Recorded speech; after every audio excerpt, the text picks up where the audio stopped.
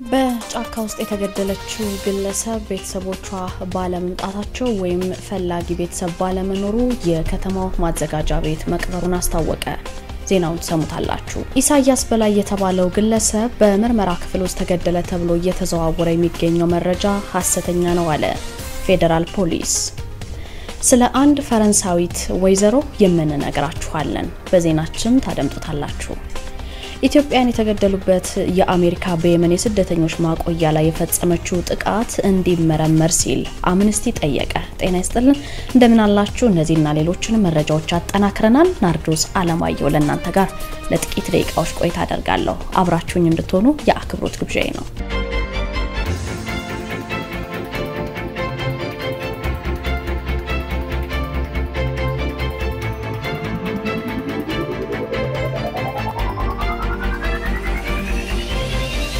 በትላንትና ሁለት እንግዲህ በሶሻል ሚዲያ በስፋት ሲዘዋወር የነበረ አንድ ፎቶ ነበረ። እኛም ይህንን ፎቶ ተመልክተን ጉዳዩን ለማጣራት ወደ አካባቢው ደውለን ነበር። አንዲት ሴት በጫካ ውስጥ ተገድላ ግለሰብ መጥቶ ወይም እኔ ነኝ የሚል ቤተሰብ መጥቶ አስከሬኗን ሊወስድ ባለመቻሉ የከተማው ማዘጋጃ ቤት መቅበሩን አስታውቋል ማለት ነው። የእንጅባራ ከተማ ማዘጋጃ ቤት የወንጀል ድርጊት እንግዲህ የማህበረሰቡን ሰላም ደህንነት መውጣት መግባታችንን ከማወቁ በላይ ማህበራዊ ኢኮኖሚያዊና ፖለቲካዊ ቀውሶችን ያስከተለ የሚገኝ ነገር ነው። በለተለት ኑሯችን ምን ሰማችሁ በርካታ ወንጀሎች ሲፈጸሙ እንሰማለን እናያለን። ወንጀል እንግዲህ በተለያየ ምክንያት ሆን ተብሎም ወይም በቸልተኝነት ሊፈጸም ይችላል። በ1996 እንደውም በወጣው የወንጀል ህግ መሰረት የወንጀል ተግባር ናቸው ተብለው ከተቀመጡት መካከል አንዱ የግድያ ወንጀል የመጀመሪያ ደረጃ ላይ ይገኛል። እንግዲህ በ96 በወጣው በዚህ ህግ ላይ ካፈጻጸም ሁኔታው አንፃር እንዴት ነው ተብሎ የሚመደበው የሚለውን ከባድ የሰው ግድያ፣ ተራ የሆነ የሰው ግድያ፣ ቀላል የሆነ የሰው ግድያ እንዲሁም ደግሞ በቸልተኝነት ሰውን መግደል በሚል ተለይቶ ተቀምጧል በአዋጁ። ብዙዎች በትላንትናው ዕለት በስፋት በተለይ በፌስቡክ ሲቀባበሉት የነበረውን ፎቶ አይተን ምንድነው ብለን ለመጠየቅ ሙከራ አድርገናል። እየተቀባበሉት ያሉት ፎቶ በማህበራዊ ሚዲያ ላይ በስፋት ሼር ሲደረግ በግለሰቦች ተመልክተን ነበረ። በፎቶ ላይ የምትመለከቷት ሴት እንግዲህ በተለምዶ አካይታ እየተባለ የሚጠራው አካባቢ ጫካ ውስጥ ጥቅጥቅ ያለ ጫካ ውስጥ በዚህ መልኩ ተገድላ በፖሊስ ተገኝታለች ማለት ነው። አሁን ላይ እንግዲህ እንጅባራ ጠቅላላ ሆስፒታል እንደነበረች ነው የተነገረን። ከእንጅባራ ጠቅላላ ሆስፒታል እንግዲህ እኔ ነኝ የሚል ሰው ባለመምጣቱ ቀደም ሲል እንደነገርኳችሁ የከተማ ማዘጋጃ ቤት እንደዚህ አይነት ነገሮች ሲፈጸሙ ወይም ደግሞ የሚቀብር ሰው ሲጠፋ ማዘጋጃ ቤቱ ግብዓተ መሬት እንዲፈጸም ያደርጋልና ምንድነው የተፈጠረው የሚለውን ነገር ወደ ከተማው ማዘጋጃ ቤት ደወል አድርጌ ነበረ። እንግዲህ ከፖሊስ ከጫካ አስከሬኗን አንስቶ ለእንጅባራ ፖሊስ አስረከበ። ነገር ግን ለረጅም ሰዓት ብንጠብቅ ሰው ሊመጣ ስላልቻለ እኛው ራሳችን ቀበርናት አለ ማዘጋጃ ቤቱ። በዚህ ጉዳይ ላይ አቶ የቆየ ጥላውን የከተማው መሰረተ ልማት ጽሕፈት ቤት ኃላፊ ነው በማዘጋጃ ቤት እንደተቀበረች ነግረውኝ ነበረ። ድምጹን ተከታትለን ተመልሰን እንገናኛለን። የቆየ ጥላውን የእንጅባራ ከተማ አስተዳደር ከተማና መሰረተ ልማት ጽሕፈት ቤት ኃላፊ። ፖሊስ ሆስፒታል ነው እንትን ያላቸው ከሟቿን ወደ ሆስፒታል ይዟት ሄደ። የሞተችበት ቦታ ኮደላ የሚባል ተራራ ላይ ነው ያገኛት። ከዛ ካገኛት በኋላ ሬሳውን ወደ ሆስፒታል ነው ያስገባው። የግድ አሰራር ነው። ሆስፒታል ካስገባ በኋላ በተለያዩ ሚዲያዎች እንትን አለን ተባለ ቤተሰብ ካለ መጥቶ ሬሳውን እንዲወስድ ማለት ነው። ስለዚህ እሱም እንትን አላለም። ካደረች በኋላ ዛሬ ጠዋት ማዘጋጃ ቤት ቀብር ላይ እንትን አለ ወጣ አንስቶ ቀብር ፈጽሟል ነው።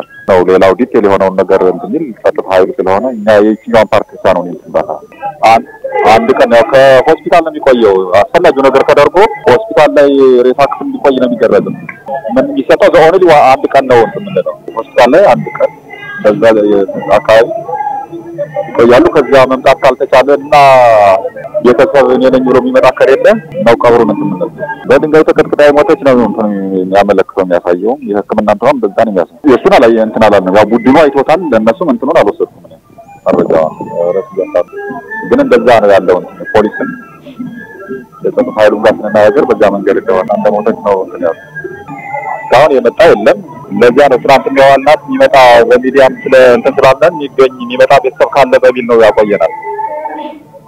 ግን ያው የግድ መምጣት ስላልተቻለ ስላልመጡ እና የቀብር ስነ ስርዓቱን መፈጸም ስላለብን ቀብር ስነ ስርዓቱን የፈጸምነው ዛሬ። ለዛ የወደቀ እና ሙቶ የተገኘን እንትን ፖሊስ ለኛ ይጽፋል። ለኛ ከጻፈ በኋላ እና ቀብር መስራቱን በየእምነታቸው እንላለን። ሆስፒታል ስትራቴጂ ያው እንደዚህ አይነት ቤተሰብ የሌላቸው ሞቶ የተገኙ ሆስፒታል በሚገቡበት ሰዓት ለኛ ነው ደውሎ የሚነግሩ እንደዚህ አይነት አስከሬን ስላለ አስከሬኑን እንድትቀብሩልን ብሎ ለኛ ይላል። እና ደግሞ የዚህ ዘርፍ ሂደት ስላለው ቀብር አስፈጻሚ ራሱ ስላለ ቀብር አስፈጻሚ ሄዶ ይላል በየቤተ እምነቱ በየእምነታቸው አማካኝነት ሙስሊም ከሆነ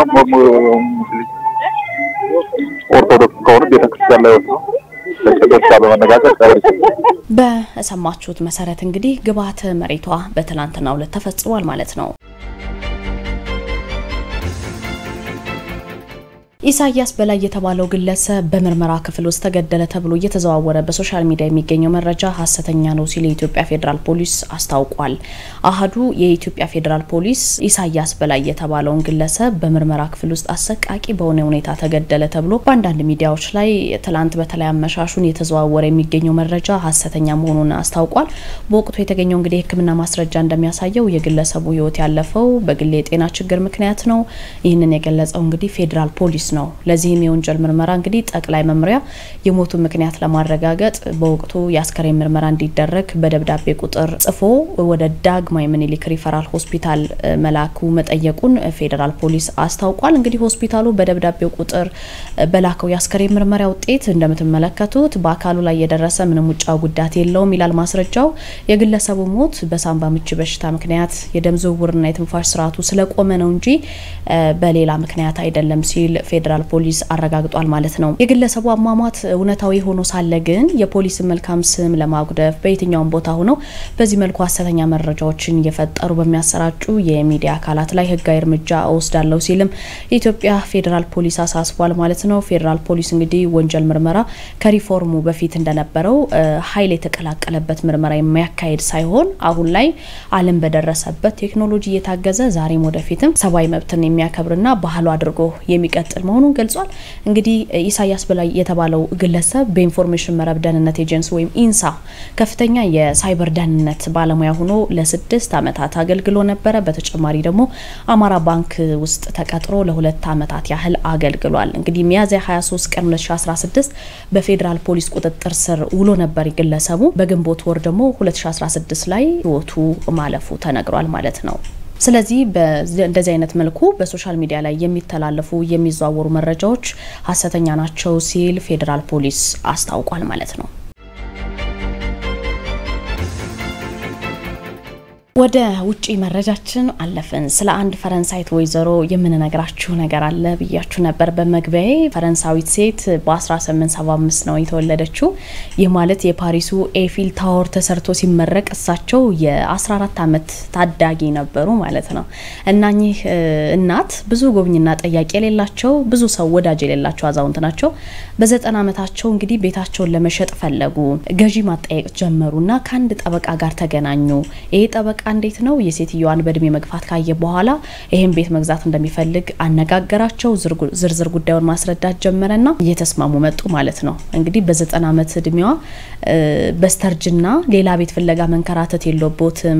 በህይወት እስካሉ ድረስ ደግሞ እዚሁ በቤቱ ይቆዩ። እርሶ ምንም የቤቱን ዋጋ ባንዴ በሚከፈል ሳይሆን በየወሩ $2500 ሰጥቶታለው። ግን ከርሶ የሚጠበቀው ከዚህ ዓለም በሞት ሲለዩ ይሄን ቤት ለኔ ያወርሱኛል አላቸው ማለት ነው ሰውየው። ይሄ ጠበቃ ያልኳችሁ ያገኛቸው ሰውዬ አዛውንቱ እንግዲህ በሐሳቡ ተስማሙ። ሰውየው ከቤቱ ዋጋ በላይ እንግዲህ በወር $2500 ሊሰጣቸው በመትኩ ደግሞ ቤቱን ሊያወርሱ ተስማምተው ተፈራረሙ ማለት ነው። እሱ እንደሚወርስ ጨርሷል በራሱ ሐሳብ። እሳቸው ከሞቱ በኋላ ይሄም ነው መሰለ ቤት ወርሼ በደስታ ኖራለሁ ብሎ አስቦ እንግዲህ $2500 በየወሩ ይከፍላቸዋል ለኚህ እናት ማለት ነውና አቅመ ደካማ አዛውንት እንግዲህ በእድሜም ሆነ በህመም ምክንያት ይህን ውል በፈጸሙ በወርም ሆነ በ6 ወር ቢሞቱ ወይም ከዚህ ዓለም በሞት ቢለዩ ጠበቃው መሃል ፓሪስ የሚገኘውን ይሄን ሴትዮዋን በጣም የሚያምር ቤት ይወርሳል ማለት ነው። ነገሩ እንደዚህ ያለ እንግዲህ 1 ወር ሞላው። ጠበቃው ወርሃዊ ክፍያውን 2500 ይዞ ይመጣል ሴትየዋ ልክ እንደባለፈው ወር እንዳያቸው ናቸው ምንም ጤና ችግር የለባቸው ንቁ ናቸው ጤናማ ሆነው ጭራሽ ፀሐይ ይሞቃሉና እንዲህ ያለ እንግዲህ ለ6 ወራት እየተመላለሰ ብሩን ሰጣቸው ማለት ነው ወይዘሮ እንግዲህ በስተርጅና በጣልላቸው ሰው በሚሰጣቸው ገንዘብ የሚወዱትን ወይን በጣም ወይን ይወዱ ነበር ምግብ ያገኙ በራሳቸው ቤት ሆነው እርጅናን ያጣጣሙ ይኖራሉ በዚህ ሁኔታ ስንት አመት አለፈ 1 አመት 2 አመት ሰውየው በየወሩ እየመጣ ክፍያውን እየቀጠለ ሄዱ አመታት የሴትየዋ መድከም በእድሜ መግፋት ግምት ውስጥ በማስገባት ደግሞ በቅርብ ሞተው ከዚህ ዓለም በሞት ተለይተው ቤቱን ወርሳለሁ ብሎ ነው ይሰው ያሰበው ነገሩ ግን እንዳሰበው ሳይሆን በየወሩ እየከፈለ 5 አመታት ተቆጠሩ ማለት ነው ከዛ በኋላ 6 አመት 7 አመት 10 አመት አለፈ አዛውንቷ ሴት አሁንም በህይወት አሉ እንዲህ ይያሉ እንግዲህ 20 አመት ሞላ ማለት ነው ሰውየው ውል በገባው መሰረት አንዴ ተፈራርመዋል በየወሩ እየመጣ እየሰጠ 20 አልፎ 25 አመት ሆነ ያንድ ወጣት እድሜ አለፈ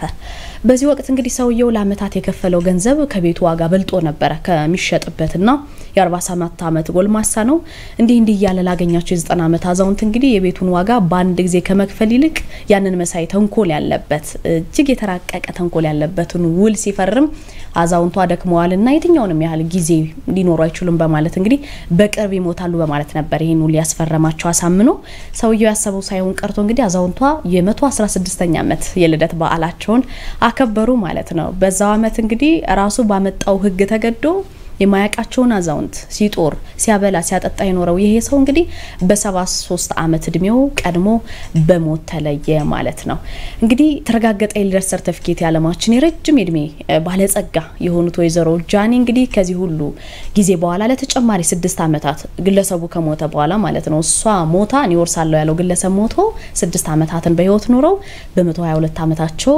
በ1997 ከዚህ ዓለም በሞት ተለዩ ማለት ነው እንግዲህ እድሜያችን መቼ እንደሚያልቅ ወይም ደግሞ ማን ቀድሞ እንደሚሞት ስለማይታወቅ ለማንኛውም ህይወታችን አናቅምና ደግደጉን እናስብ እንላለን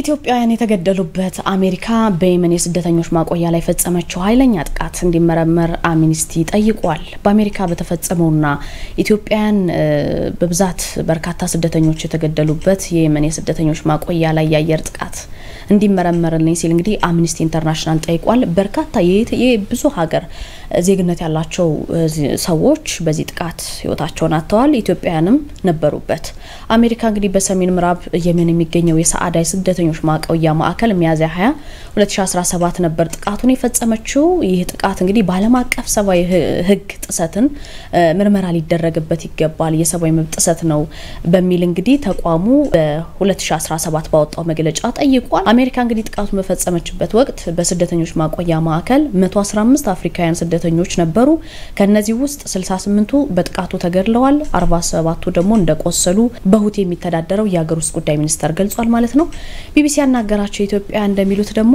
በጥቃቱ ከተገደሉትና ከቆሰሉት ደማቸው ከፈሰሰው በርካቶቹ አንዳንዶቹም ሁሉም ኢትዮጵያውያን መሆናቸውን ያምናሉ እንዲሁም ደግሞ ከተገደሉት ኢትዮጵያውያን መካከል 3 ያጎትና ያክስት ልጆች ዘመዳማቾች ባንድ ላይ ህይወታቸው በጥቃቱ ማለፉን ከቤተሰቦቻቸው ተረድቻለሁ ብሏል ቢቢሲ እንግዲህ ሰዓዳ ግዛት ውስጥ የሚገኘው ማዕከል ላይ ተፈጸመው ይሄ ጥቃት እንግዲህ የሞቱትና የቆሰሉት ሰዎች በብዛት የአፍሪካውያን ስደተኞች ከመሆናቸው ውጪ ደግሞ በትክክል ከየትኛው ሀገራት ነው የመጡት የሚለው ነገር ደግሞ በውል የሚታወቅ ነገር የለም ነገር ግን አፍሪካውያን እንደሆኑ የሚያስታውቅ ብዙ ነገር ነበረ አብዛኞቹ ኢትዮጵያውያን ሳይሆኑ እንዳልቀሩም ቢቢሲ የመን ውስጥ ከሚገኙ ኢትዮጵያውያን አረጋግጫለሁኝ ብሏል ስማቸውም እንዳይገለጽ የጠየቀ ከአፍሪካውያን ስደተኞች ጋር የሚሰራ ሰው እነዛ 3 ግለሰቦች ነበሩ እነዚህ ሰዎች በዚህ ማቆያ ስፍራ እንግዲህ የነበሩት ከአንድ ኤርትራዊ በስተቀር ሁሉም ኢትዮጵያውያን እንግዲህ ስደተኞች መሆናቸውን ገልጸዋል አምኒስቲ ይህ የሰብአዊ መብት ጥሰት ስለሆነ እንዲታይ ሲል እንግዲህ ጠይቋል ማለት ነው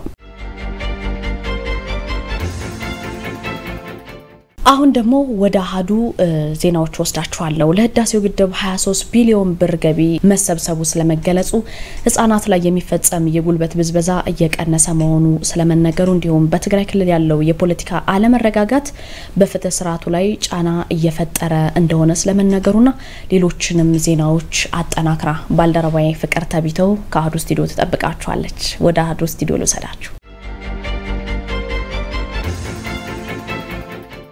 ልሳኑን ያስደመጥኩ ፍቅር ተቢተው ቴክኒኩን በጥራት በመቆጣጠር ነጻነት ኪዳኔ አብረናችሁን ዘልቃለን። አንኳር ዘገባዎቹ ቀዳሚ ናቸው። በከብት እርባታ የሚሰማሩ ባለሀብቶች ችግር ሲያጋጥማቸው ኢንሹራንስ የሚያገኙበት እድል አሰራር እየተዘረጋ መሆኑ ተገልጿል። እንደ ሀገር አልፎ አልፎ በሚታዩ ድርቅና መሰል ክስተቶች በከብት እርባታው ላይ በሚሰማሩ ባለሀብቶች ላይ የሚያሳድረውን ጫና ለመቀነስ ምን እየተሰራ ነው ሲል አህዱ የግብርና ሚኒስቴርን ጠይቋል። በግብርና ሚኒስቴር የኢንቨስትመንት ጥናትና ግብይት መሪ ስራ አስፈጻሚ አቶ ደረጃ አበበ በምላሻቸውም በአንድም በሌላ መልኩ በከብት እርባታው ላይ በሚሰማሩ ባለሀብቶች ችግር ሲያጋጥማቸው ብድርን ጨምሮ የኢንሹራንስ አገልግሎት የሚያገኙበት እድል ማመቻቸት እንዲቻል ከአጋር ድርጅቶች ጋር በትኩረት እየተሰራ መሆኑንም ገልጿል። 3000 የሚደርሱ ባለሀብቶች በከብት እርባታ መሰማራታቸውን የተገለጸው ችግሩን አስቀድሞ ለመቀነስ ከየትኛውም ባለሀብት ወደ ስራ ሲገባ ምቹ የሆነ አካባቢ መፍጠር ከተቻለ የሚያጋጥሙ ጉዳቶችን መቀነስ እንደሚቻልም ነው የተናገሩት። ኢትዮጵያ አሁን ባለችበት ሁኔታ በግብርናው፣ በሰብል ምርት፣ በአበባ ምርት፣ በከብት እርባታና በኮንትራት እርሻ ላይ የሚሰማሩ ባለሀብቶች ውጤታማ ሆነው የሀገርን ኢኮኖሚ እንዲያሳድጉ መንግስት ትልቅ ትኩረት ሰጥቶ እየሰራበት መሆኑንም ተናግረዋል። ህገወጥ ስደትን ለመከላከል ትልቁን ድርሻ ከቤተሰብ የሚጠበቅ መሆኑ ተገልጿል። የፌዴሪ ሴቶችና ማህበራዊ ጉዳይ ሚኒስቴር ህገወጥ ስደትን ከቤተሰብ ጀምሮ የመከላከል ስራ እየተሰራ መሆኑን አስታውቋል። ህገወጥ ሰዎች ዝውውር ሂደት ላይ ትኩረት ሰጥቶ እየተሰራ መሆኑን የተናገሩት በሴቶችና ማህበራዊ ጉዳይ ሚኒስቴር ሚኒስትር ዴኤታ ሁሪያ አሊ ናቸው። ህገወጥ ስደት በዜጎች ላይ ስነ ልቦናዊ፣ ማህበራዊና ኢኮኖሚያዊ ላይ የሚያሳድረው ጉዳት ከፍተኛ ስለመሆኑ የተናገሩት ሚኒስትር ዴኤታዋ ከዜጎች በተጨማሪም በሀገር ላይ የሚያሳድረው ጫናም ከፍተኛ ነው ብለዋል። እንደ ተቋም አንዱ የምንሰራው ምንድነው? ይሄ ሚኒስቴር መስሪያ ቤት የህገወጥ የሰዎች ዝውውር መከላከል ላይ በተለይ መደበኛ ባልሆነ ፍልሰት የሚሄዱ ዜጎቻችን ከመጀመሪያው ጀምሮ መከላከል ላይ በመደበኛ ባልሆነ መንገድ ወይ ደህንነቱ ባልተጠበቀ መንገድ እንዳይጓዙ እንዳይሄዱ እንሰራለን። ይሄ ስራ ደግሞ የሚጀምረው ውሳኔው ከቤተሰብ ስለሆነ ቤተሰብ ላይ ትኩረት አድርገን በተለይ የማህበረሰብ እንክብካቤ ጥምረት በሚባሉ በየክልሉ ያሉት ቤተሰብ ላይ ይሄንን ግንዛቤ እንዲሰጡ ለበርካታ ችግር የሚጋለጡ ልጆችም በራሳቸው አንደበት ለወጣቶችም ለሴቶችም ለዛ እንደዚህ ላሰቡ ልጆች ትምህርት እንዲሰጡ እንዲያስተምሩ የመከላከል ስራ ላይ ትኩረት አድርገን እንሰራለን። ዜጎች ወደ ውጭ ሀገራት በህጋዊ መንገድ በመሄድ የስራ አገልግሎት በመስጠት ገንዘብ በማግኘት ራሳቸውና ቤተሰብን በኢኮኖሚ የሚደግፉ ስለመኖራቸው የተገለጸ ሲሆን ህገወጥ ስደትን ለመከላከል ሚኒስቴር መስሪያ ቤቱ የተለያዩ ስራዎችን እያከናወነ እንደሆነም ተናግረዋል። ህገወጥ ስደትን ለመከላከልና በዜጎች ህይወትና አካል ብሎም በሀገር ላይ ጉዳት እንዳይደርስ አስቻይ ሁኔታ ለመፍጠር ከቤተሰብ ጀምሮ እየተሰራ መሆኑንም ተናግረዋል።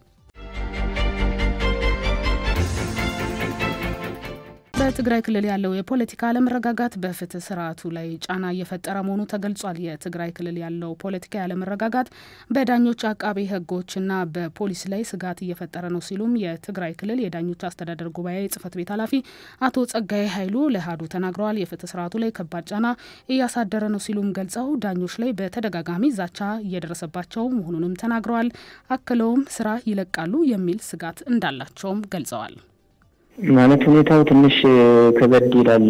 ስራ መሰረቱ እንዲሁ ዝም ብሎ በፍርድ ቤት በመናም ብቻ ሳይሆን አጠቃላይ እንደ ፍትህ ስርዓት የፖለቲካውም ቢሆን የተወሰነ መልኩ አለመረጋጋት ያለ ክልል ላይ እንደምታውቁት የፖለቲካው አለመረጋጋት የመንግስት ክንፍ የሆነውን የፍትህ ስርዓቱንም ጭምር እንደተጋባ ነው የሚያሳየው። በዚህም ምክንያት ነው እንግዲህ አጠቃላይ የጸጥታ ሁኔታውንም የፍትህ ሁኔታውንም ያው ተጽዕኖ አድርሶበታል። ፖሊስ ኮሚሽንም በወንጀል የተጠረጠሩ ሰዎች ማጣራት ላይ ያሉ ከአቅማችን በላይ የሆነ ጫና ምክንያት ማጣራት መቀጠል አልቻልንም ብለው የለቀቁበት ሁኔታ አለ። የጸጥታ ሁኔታው በየአካባቢው የወንጀል አፈጻጸሙ ሁኔታም ከበድ ያለ አፈጻጸም ደግሞም በጣም በቁጥርም በብዛት ካሁን በፊት ከነበረው ሁኔታ በአፈጻጸሙ በብዛቱ በስፋቱ የከበደ እየሄደ ነውና ከዚህ አንጻር ሲታይ ያው የጸጥታው ሁኔታም ከመክበድ የተነሳ የፍትህ ሁኔታውንም እንደዚሁ ጫና እየደረሰበት ከበድ ያለ ሁኔታ ላይ ያለው ማለት ይቻላል። አጠቃላይ የፍትህ ስርዓቱ ከዚህ በልጥ ጫና እንዳይደርስበት ችግሮችን ለመፍታት አስቻይ ማሻሻያዎችን ማድረግ ይጠበቃል ሲሉም ጠይቀዋል። በጤና ሚኒስቴር ውስጥ ያለው የአይምሮ ጤና ክፍል የሰው ኃይል ማነስ በስራው ላይ ጫና ማሳደሩ ተገልጿል። በኢትዮጵያ ያለው የአይምሮ ጤናና ህመምን በተመለከተ ግንዛቤ ከቅርብ ጊዜ ወዲህ እየተሻሻለ መምጣቱ የሚገለጽ ቢሆንም አሁንም ብዙ ስራዎች እንደሚቀሩት በዘርፉ የተሰማሩ ባለሙያዎችና የጤና ሚኒስቴርም ሲገልጽ ይደመጣል። ከዚህ ባሻገር በጤና ሚኒስቴር የአይምሮ ጤና ክፍል ያለው የሰው ኃይል በቂ እንዳልሆነ የተናገሩት የአይምሮ ሕክምና አገልግሎት ተጠቃሚዎች ማህበር ፕሬዝዳንት ሄሌኒ ገሱ የሰው ኃይል መቀነሱ ተጽዕኖ አሳድሯል ብለዋል። ውጤታማ የሆነ ስራ እንዲሰራ የሚፈልግ ከሆነ የባለሙያዎችን ቁጥር ከፍ ማድረግ እንደሚያስፈልግም ጠቁመዋል። ይበልጥ ትኩረት በሚያስፈልግበት ሰዓት የሰራተኛ ቁጥር መቀነሱ አግባብ አይደለም ሲሉም ገልጸዋል። አህዱም በጉዳዩ ላይ የጤና ሚኒስቴርን ያነጋገረ ሲሆን በጤና ሚኒስቴር የተላላፊ ያልሆኑ በሽታዎችና የአእምሮ ጤና ከፍተኛ ባለሙያ የሆኑት ሶፊያ ሰይድን ጠይቋል። በምላሻቸውም በጤና ሚኒስቴር በተደረገው የመዋቅር ለውጥ 7 የነበረው የሰው ኃይል ወደ 3 ዝቅ ማለቱን ገልጸዋል። የቁጥር መቀነሱ አንድም በራሳቸው መልቀቃቸውና በአዲሱ መዋቅር መሰረት መሆኑን አንስተው በሀገር አቀፍ ደረጃ ለሚሰራው የአይምሮ ጤና ግን የራሱ የሆነ ተጽዕኖ አሳድሯል ብለዋል። ስትራክቸር ችግርም አለ። ባለው ሂውማን ሪሶርስ መጠን መሰረት እየተሰራበት ነው ያለው። የተወሰነ ስትራክቸሩ ጠበብ ብሏል። ሜንታል ሄልዝ ላይ የነበረው የሂውማን ሪሶርስ ቁጥር አንሶ ነው ያለው አሁን እና ባለው የሰው ኃይል መጠን እንግዲህ የተሰራ ነው። እሱ ራሱ አፌክት ያደርጋል ልሽ ነው ወደፊት በጣም ብዙ ለመስራት ማለት ነው። እሱ በጣም አስተዋጽኦ አለው። የሰው ኃይሉ ከ7 ወደ 3 ነው የወረደው ባንዴ። ስለዚህ የተወሰኑት በራሳቸው በመልቀቅ አንዱ ለሰው ለቀቀ። ስትራክቸሩ ደግሞ ሰው 5 ሰው ይሆን እንትን ብሏል። ስለዚህ ያለው ሰው አሁን 3 ሰው ነው እንደ ሚኒስትሪ ማለት ነው። ሆኖም ግን ባለው የሰው ኃይል በሙሉ አቅም እየተሰራ ነው ሲሉ ገልጸዋል። ከሚኒስትር መስሪያ ቤቱ በተጨማሪ በአጠቃላይ ያለው የአይምሮ ህመም ጤና ባለሙያ አናሳ መሆኑን የገለጹት ከፍተኛ ባለሙያ በመንግስት ብቻ የሚሰራ አይደለም ብለዋል። ለዚህም የግሉ ዘርፍ ትኩረት ወደ አይምሮ ጤና በማድረግ የሚፈልገውን ትኩረት መስጠት እንደሚገባ ገልጸዋል። በዓለማችን የአይምሮ ህመም ስርጭት ከ1.5 ቢሊዮን በላይ ሰዎች ተጠቂ ሲሆኑ በአህጉራችን አፍሪካ ወደ 116 ሚሊዮን ያህል ሰዎች ከአይምሮ ህመም ጋር ይኖራሉ ነው የተባለው። ከዚህም ውስጥ የድባቴ ህመም ትልቁን ድርሻ እንደሚይዝም ተገልጿል። በጫኝና አውራጅ ምክንያት ዝርፊያ እየተፈጸመባቸው መሆኑን ነዋሪዎች ቅሬታ አቅርበዋል። በአዲስ አበባ ወደ ተለያዩ ቦታዎች ለመንቀሳቀስ ለትናንሽ እቃዎች የማውረጃና መጫኛ በሚል የተጋነነ ክፍያ እንዲከፍሉ መጠየቃቸውንና አንከፍልም በሚል ግርግር ለስርቆት እየተደረጉ መሆኑን ቅሬታ አቅራቢዎቹ ለአህዱ ተናግረዋል። ከአሽከርካሪ ወይም መኪና ላይ የጫኑትን እቃዎች ለማውረድና ለመጫን ለትንንሽ እቃዎች ማለትም ለልብስ መያዣና ቦርሳዎች ብቻ ከ400ና 500 ብር በላይ እንደሚጠየቁም ገልጸዋል። በተለይም በላምበረትና አየር ጤና መናኸሪያ ላይ ያለው ችግር እንዳማራቸው አንስተው ጉዳዩን የሚመለከተው አካል ትኩረት እንዲሰጠውም ጠይቀዋል። አክለውም የምንከፍለው ገንዘብ የለንም በሚል የራሳችንን እቃ ለማውረድና ለመጫንም እየተፈቀደልን አይደለም ሲሉም ተናግረዋል።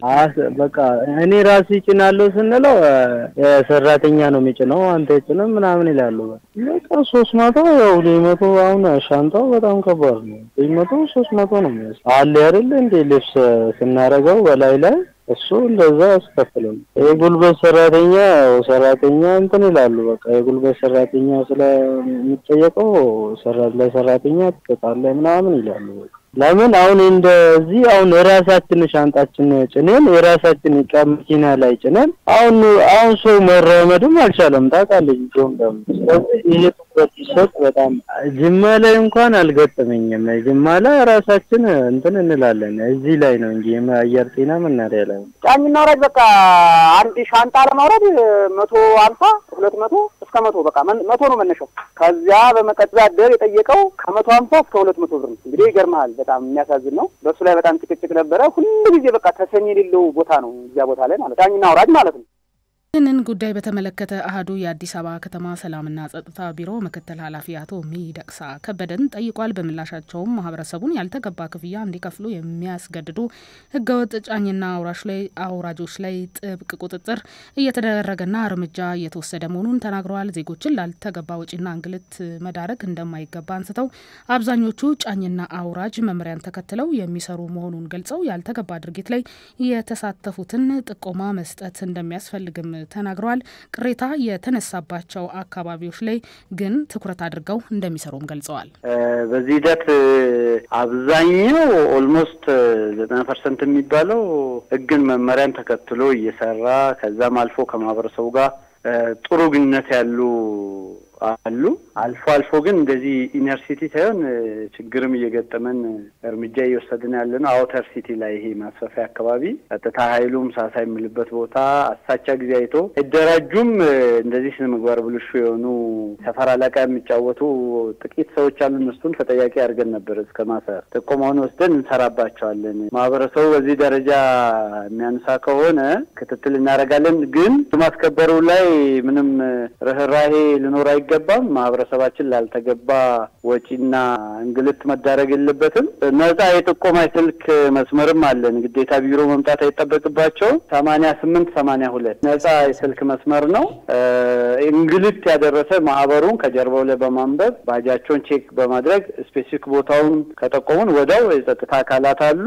ጊዜ ሳይወስድ ቀጠሮ ሳይኖር እርምጃ እንወስዳለን። ቅሬታ የተነሳባቸው አካባቢዎች ላይ ትኩረት አድርገው እንደሚሰሩም የገለጹ ሲሆን እንዲሁም ህገወጥ ተግባር ላይ የተሰማሩ ጫኝና አውራጅ ካለም ማንኛውም ሰው በ8882 ነፃ የስልክ መስመር በመደወል ጥቆማ መስጠት እንዳለበትም አሳስበዋል።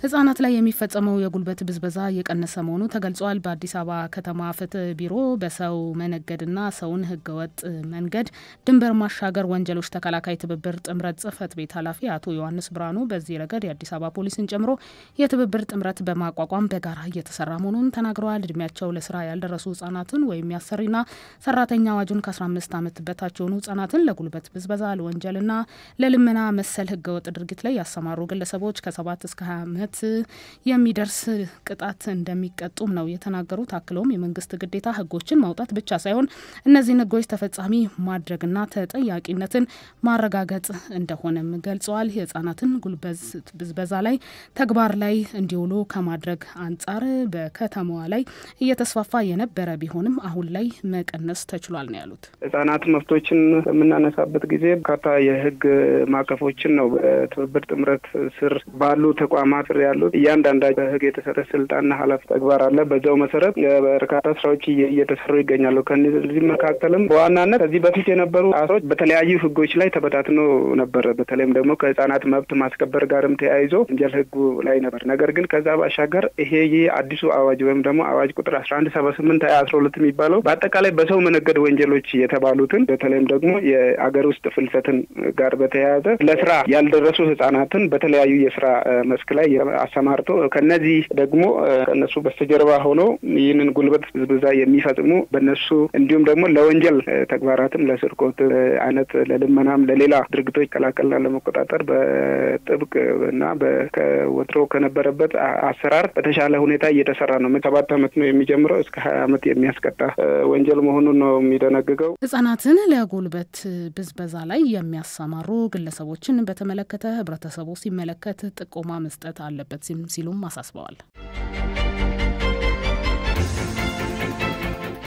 የተባበሩት መንግስታት ድርጅት ተልእኮ በሊቢያ ዋና ከተማ ትሪፖሊ የሰላም ኮሚቴ ማቋቋሙ ተገልጿል። ኮሚቴው ዓላማ በሊቢያ የሚገኙ ዜጎችን ለመጠበቅ ያለመ ነው ሲልም ድርጅቱ አስታውቋል።